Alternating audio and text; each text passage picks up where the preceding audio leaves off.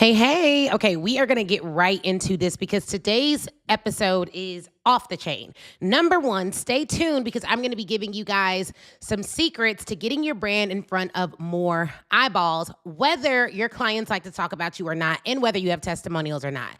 I want you to imagine being so talented that they locked you in a segregated classroom, but used your work to teach the white students who refused to sit beside you at the table.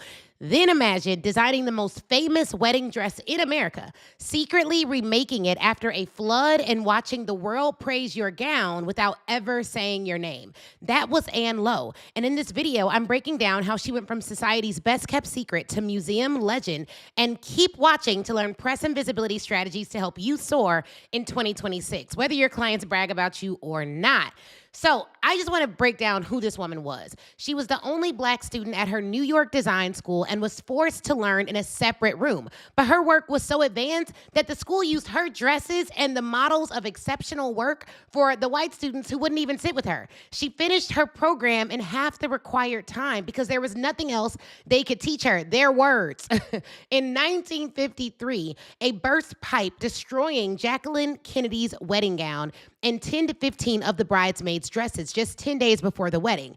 Anne quietly remade everything from memory at her own expense and still delivered it on time. The dress became one of the most photographed wedding gowns in U.S. history.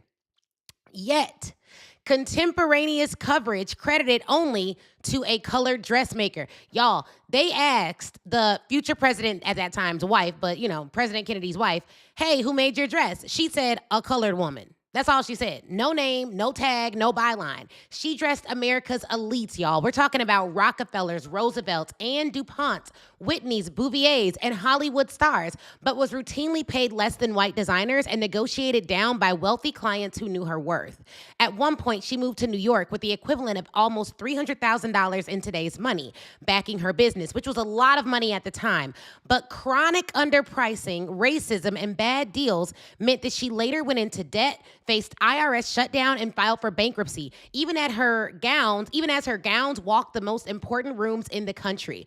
Today, those same gowns are in major museums, collections, and dedicated exhibitions. The woman who died without mainstream credit is now being reframed as an American courtier. I don't even know if I'm saying that right. Courtier, y'all know. Society's best kept secret. In other words, Ann Lowe had the clients, the craftsmanship, and the receipts, but not the visibility or the credit. So after we've unpacked her story, right, which we just did, I'm going to show you exactly how to flip the script in 2026. I want to talk about this morning, how do you get press and secure your name on your work and turn your expertise into visibility, authority, and also income. Look, check this out, y'all. Check this out. It is critically important that you know and understand how to talk about your work in a way that gets you clients. The biggest mistake I see business women making is that they actually think that all they got to do is do good work. And the truth of the matter is that's not all you have to do. If we look at the story of Ann Lowe, y'all, it is basically a story of a Black woman who made the president's dress at a time when Black women weren't even seen as fully equal. And when they asked the president's wife who made her dress, all she said was a colored woman. She did not say her name, even though she knew it. And she did not get the credibility and the visibility that she needed, even though we know that's what she would have needed to go to the next level. But there was a couple of lessons that we can get from this story. Number one, chronic underpricing. Ann Lowe was making dresses for Rockefellers and presidents, people who could have easily paid her rates. But you know what? They weren't paying her. She was undercharging, and or they just did not see the value in paying a Black woman the rates that she deserved at that time. But what is our excuse today? We should not be chronically undercharging in this day and age. It's going to cause you everything, even if you're better than all of your competitors combined. You will not be able to keep up if you're chronically undercharging. But here's the big thing. Many of you are very good at what you do. If you're good at what you do, comment good in the comments. The biggest issue you have is not that you don't know what you're doing, is that nobody else knows that you're good at what you do. So here's what I'm going to tell you today. How do you get more eyeballs on your business? There's a couple of different ways to do this, and we're going to go through a few of them right now. Number one, I want you guys to pick up this book. You can comment book on Instagram, and you'll be able to get it. It's called Speak Your Way to Cash. Let's talk about it. We're going to go to this book, and I'm going to go to part 2 of this book. It's on page 61. It's the press portion of the book. In the press portion of the book, I literally tell you how to get visibility, how to get more eyes on your business, how to build a 6-figure press plan, how to score clients with social media, how to pitch to media outlets. So right now, today, I'm going to go through what I go through in this book in even more detail so that you all can start taking action ASAP. So number 1, you need to get press for your business. What are the different types of press? Let's go through them. Owned media. Owned media means that you are creating your own visibility. Like you're making your own live videos. What I'm doing is called owned media. This is like, I'm going live, I'm posting, I'm doing all the things. When I was on sabbatical for 40 days traveling the world with my family, y'all, I posted about 300 times. I pre-scheduled the post. One of my team members, Mary, she schedules all of our posts. She went ahead and made sure that I was visible while I was out. Okay. Now, if you don't know who I am, my name is Ashley Kirkwood. I run a multi-million-dollar sales training firm specifically dedicated to helping experts who are traditionally underpaid get paid what they deserve and land large clients. That's what I do. The company is called Speak Your Way to Cash. We're the best in the business. But I'm also the host of an event called Black Women Sell Live. If you want to get on the waitlist for that event, comment waitlist and join 4,800 other women entrepreneurs who want to get tickets to this event. We only have 850 available, so you better get on the waitlist because that's probably your best chance of getting a ticket. Back to the regularly scheduled program. Owned media means media that I own. Most people underutilize this. So they're not posting enough, and they're not posting enough means 2 things. 1, you're not posting enough in terms of frequency. 2, you're not posting enough in terms of quality. So even if you're posting 1 post a day, the quality does not add up. So if you're not posting high quality content, meaning it's so good that people are consuming it, they're sharing it, they're excited about it, then you're not going to be able to get the visibility that you need to grow your business. So 1, you want to have owned media. 2, you want to have what's called earned media. Earned media means what you do is so interesting that the media is featuring you in their outlets.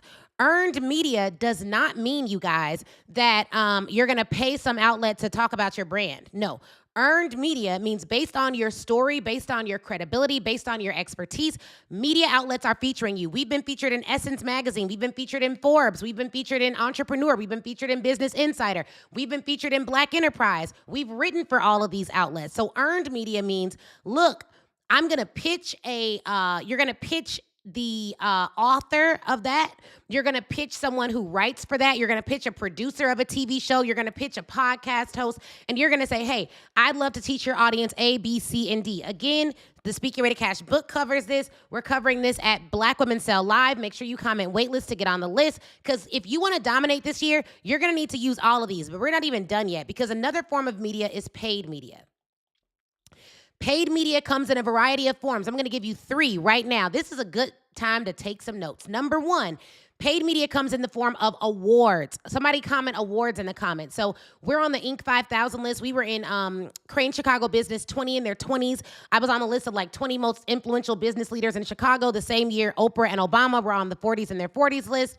So these are all media outlets. But here's what happens. When you apply to be on these lists, sometimes they have an application fee, which is why it falls under paid media. Anytime you're paying something to get visibility, to put your marketing out there, that is under paid media. Another form of paid media, second form of paid media, paid ads. Right now, we aren't just telling you about paid advertising. Right? We're not just telling you about Black Women Sell Live. We are telling Facebook, hey, I'm going to spend $40,000 for you to go out and tell people on your platform that may be interested about this event. So I am paying to get visibility on our event. That's why we have so many people on the wait list. That's why I know the event is going to do so well, because I'm paying to get more eyeballs on it. Most people don't put their money where their dreams are. Oh, I have the best book in the world. Okay, that's cool. But like, are you promoting it? Oh no, I don't have a marketing budget. Did you go get Chipotle yesterday? Yeah. How much was that? $20. Oh, okay. Why didn't you put that on ads? Like, you can run ads for as little as $20 a day, $50 a day, $5 a day. It doesn't really matter.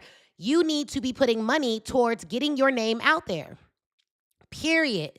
So the third form of paid media that we're going to talk about is influencer marketing. Influencer marketing is when you say, hey, Ashley, you have 143,000 followers. I got 10. Can I pay you to post what I'm doing on your page?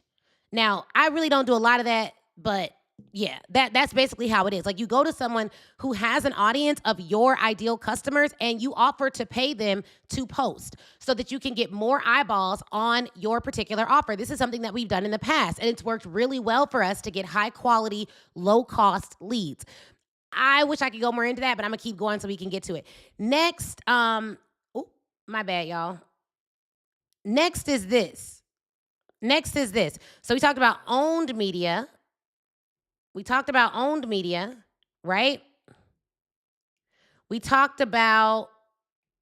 We talked about earned media. That's podcast, TV, radio. You're not paying to get in front of them. You're pitching to get in front of them. We talked about paid media. Now you're paying to get more visibility on your business. This is what all successful businesses do. You cannot scale thinking, oh, I'm just going to do everything organic. I'm never going to put any money towards marketing. Even people who are phenomenal at organic may not want to wait for their audience to grow in order for their revenue to grow. You may want your revenue to grow right now, even if your audience isn't growing as much. So paid media is the way. But then there's something that I don't hear a lot about, and that's shared media. Shared media, you guys, is when, like, let's say me and you, we collaborate on a YouTube video and we both talk about what we do. Shared media, like we're co-creating a piece of content that we're publishing on both of our platforms, not for pay, but for collaboration. So what collaborations can you do? What can you create with someone else? You see it all the time in the YouTube space where two popular creators get together and they create content so both of their audiences now can see what they are doing. Here's the moral of the story. The moral of the story is you need to be doing something tangibly, predictably to get more eyeballs on your business. You need to be doing something, okay? If you're not doing something, it's a problem. It's a problem if you're not doing something. It's a problem if you're not doing something. So you want to make sure you're doing something to get eyeballs on your business, okay?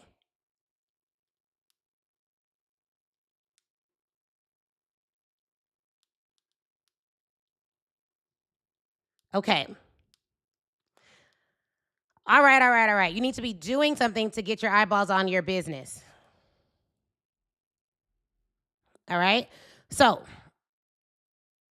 I want you all thinking about, what am I actually going to do to get eyeballs on my business? How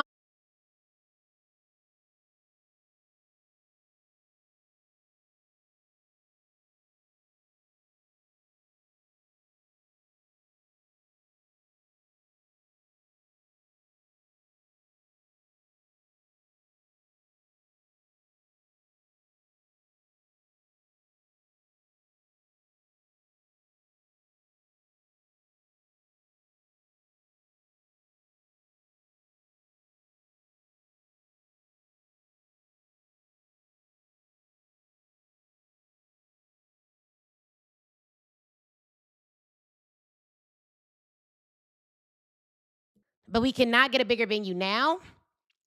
So we want to make sure that you all are getting what you need. We want to make sure you guys are getting what you need. You are on the wait list for the event. I already touched it. Yeah. You're getting what you need, okay?